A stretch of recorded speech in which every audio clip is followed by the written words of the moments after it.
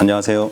방쌤TV 의사 박민철입니다. 오늘 주제는 여러분들이 실제로 병원에 오셨을 때 정말 많이 알아보시려고 하고 고민하시고 질문하시는 것들인데요. 우리 얼굴이든 몸이든 피부 색깔인데 이렇게 오돌토돌하게 올라온 것들 굉장히 많죠. 종류도 되게 많은데 이거를 감별하는 것들, 그리고 우리가 어떻게 구별할 수 있고 어떻게 치료하고 어떻게 하면 재발을 좀 막을 수 있고 어떻게 하면 관리하면 좋은지 이런 것들 좀 알아보려고 합니다. 오늘 영상 도움 많이 되실 거예요. 피부에서 오돌토돌하게 올라오는 것들 중에서 대표적인 것들이 오늘 말씀드릴 게 비립종, 편평사마귀, 항관종, 쥐젖, 그리고 피지샘 증식증 이렇게 알아볼 거예요. 이 5가지가 정말 대표적으로 많이 찾아오시고 실제로 구별을 잘 못하시고 저한테 이제 구별을 해달라고 요청하시고 또 조금씩 치료 방법이 달라요. 그래서 그것을 잘 구별하고 치료하는 것들을 잘 설명드리는데, 비립종은 약간 하얗게 또는 약간 노랗게 생긴 아주 작은 구슬 모양의 이 동그란 약간 진주알처럼 생긴 모양, 이런 것들이 피부가 이렇게 살짝 볼록한데 가운데 딱 들어있는 그런 모양이에요. 비립종의 원인은 이제 크게 2가지로 보는데요. 첫 번째는 원인을 모르는 게 원인이에요.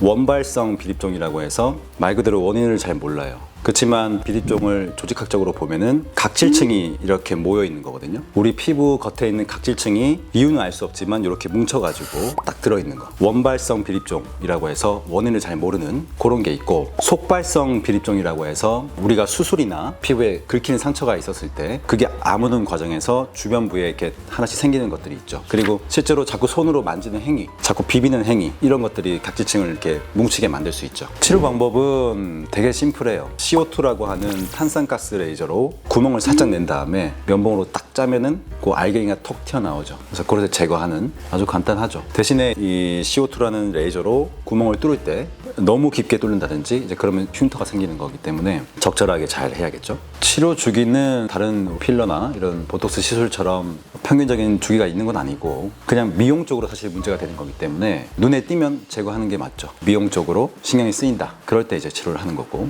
재발 가능성의 개념을 하나가 났는데 없애놓고 난 다음에 그 자리에 또 난다, 이걸 재발의 개념으로 본다면은 사실은 재발하진 않죠. 그렇지만 한 번 생긴 분들은 또 생길 경향이 있는 거죠. 예를 들어서 원인을 정확히 알 수는 없지만 만약에 자꾸 만지는 행위가 원인이었다고 한다면은 이 습관이 계속 있다면은 또 생길 수 있는 건데, 그 자리에 똑같이 생길 확률이 높지는 않고 주변부에 또 생길 수 있는 거고, 만에 하나 생겼는데 제거했는데 그 부위 또 났다, 그럼 우연히 그 부위에 또 뭔가 자기 가해졌을 가능성이 있는 거고, 일단은 그 자체가 없어진 다음에 그게 다시 살아나는 경우는 없는 것 같습니다. 예방 방법은 사실은 손으로 자꾸 얼굴 만지는 행위들을 안 하는 거, 이게 예방 방법. 원인이 명확하면 예방을 할 수가 있겠죠. 약을 쓴다든지 뭐 이런 어떤 원인에 대한 해결책을 하면 되는데, 원인이 불분명하니까 사실은 치료법이 딱 정해져 있는 게 없죠. 제거하는 게 치료인 거고 또 생기면 제거하는 거고, 이렇게 하는 거죠. 그 다음에 편평사마귀는 우리가 일반적으로 보는 사마귀는 사실은 표면이 되게 울퉁불퉁하게 되게 못생겨 있어요. 못생겼고 딱 보면 기괴하고 이런 모양의 사마귀가 일반적인 사마귀 모양인데, 편평사마귀는 말 그대로 울퉁불퉁하지 않고 평평해요. 이렇게 올라와서 위에는 되게 평평한 그런 작은 언덕 같은 모양의 변변이고요. 색깔은 피부색입니다. 편평사마귀가 생기는 원인은 사마귀 바이러스라고 있어요. 실제로 원인은 HPV 바이러스인데, 바이러스가 원인이 돼서 피부에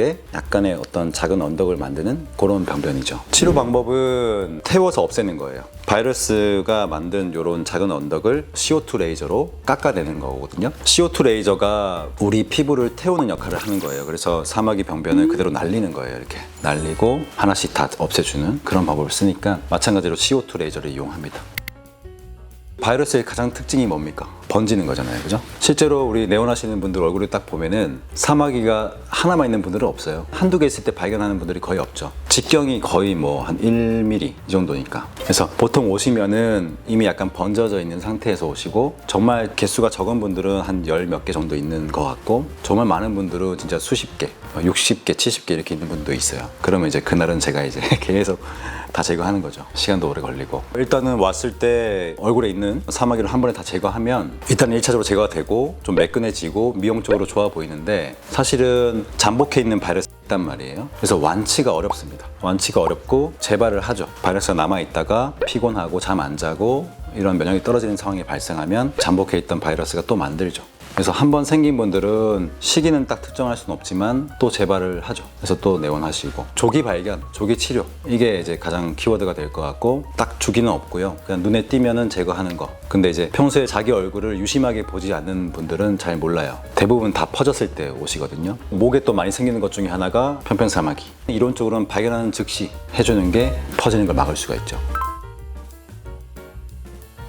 아니요, 예방할 수 있는 방법은 있죠. 바이러스가 내 피부에 안 닿게 하는 그런 생활 습관. 같은 공간에 살고 있는 우리 가족끼리도 수건 같은 거, 개인 물품을 쓴다든지 항상 손을 잘 씻고 얼굴을 만지는 행위를 잘 안 하는 거. 일상생활 할 때 공용으로 이렇게 사용하는 장소나 물건들이 있잖아요. 사실은 편편사마귀를 옮기는 가장 큰 원인은 그런 것들이거든요. 일상생활 속에서 여러 사람이 만지는 것들을 내가 그냥 만지면 다 묻는 거란 말이에요. 묻은 상태에서 여기 만지면 없는 거예요, 사실. 여러 사람이 만지는 것들을 내가 만진다는 생각이 있다면은 소독을 한다는 거, 이게 중요한 것 같고, 손 잘 씻고 얼굴 잘 안 만지고 개인 물건을 잘 쓰는 거, 뭐 이런 것들, 이게 예방 방법이죠.